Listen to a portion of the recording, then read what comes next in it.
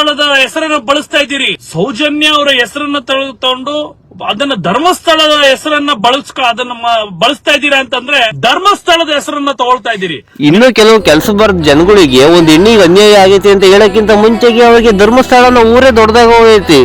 ಧರ್ಮಸ್ಥಳ ಅಂದ್ರೆ ಏನು? ಧರ್ಮಸ್ಥಳ ಅನ್ನೋ ಹೆಸರಲ್ಲೇ ಐತಿ. ಧರ್ಮ ಇರೋ ಸ್ಥಳನೇ ಧರ್ಮಸ್ಥಳ.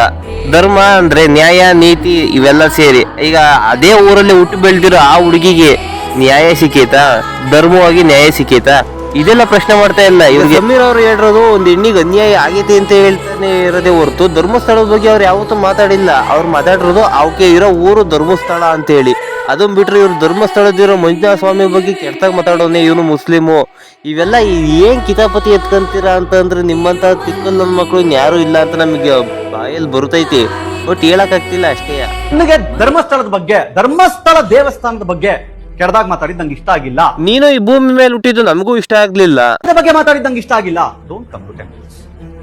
ಜನರನ್ನ ಬ್ರೈನ್ ವಾಶ್ ಮಾಡುವ ಅಥವಾ ತಂದಿಡುವ ಕೆಲಸಗಳನ್ನ ಮಾಡಿದ್ರೆ ಸುಮ್ಮನೆ ಕುತ್ಕೊಳಕ್ಕಾಗಲ್ಲ. ಸುಮ್ಮನೆ ಯಾಕೆ ಹೋಗಂತೀಯ? ಅಲ್ಲೆಲ್ಲರೂ ನಡು ರೋಡಲ್ಲಿ ಮೆಜೆಸ್ಟಿಕ್ 100% ಕೂಕೊಂಡು ಲಬೋ ಅಂತ ಹೇಳಿ ಬಾಯಿ ಬಿಡ್ಕ ಹೋಗು. ಲೇ ಏನ್ರ ನಿಮ್ಮ ದೊಡ್ಡ ಕಾಟಗಳು. ಒಂದ್ ಹೆಣ್ಣಿಗೆ ಅನ್ಯಾಯ ಆಗೈತೆ ಅಂತ ಅನ್ನೋಕ್ಕಿಂತ ಮುಂಚೆ ನಿಮ್ಗೆ ಸಂಸ್ಕಾರನೇ ಮುಖ್ಯ ಆಗೋಯ್ತಲ್ವ? ಸಂಸ್ಕೃತಿ, ಸಂಸ್ಕಾರ, ಆಳು ಮುಳು ಕಸಕಟ್ಟಿ ಇದೇ ಮುಖ್ಯ ಆಗೋಯ್ತೆ.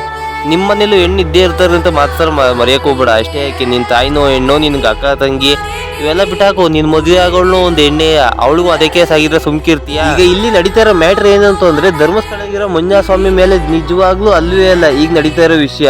ಅದೇ ಊರಲ್ಲೇ ಹುಟ್ಟಿ ಬೆಳೆದು ಅತ್ಯಾಚಾರ ಆಗಿರೋ ಸೌಜನ್ಯ ಬಗ್ಗೆ ಮಾತ್ರ ನಡೀತಾ ಇರೋದು.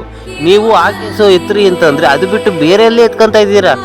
ಸ್ವಲ್ಪ ಹೊತ್ತು ಸಮೀರ್ ಯಾವ್ದೋ ಬೇರೆ ಕಲರ್ ಜಾಕೆಟ್ ಹಾಕೊಂಡು ವಿಡಿಯೋ ಮಾಡ್ದ ಅಂತ ಅಂದ್ರೂ ಅಂದ್ಬಿಡ್ತೀರಾ ನೀವು.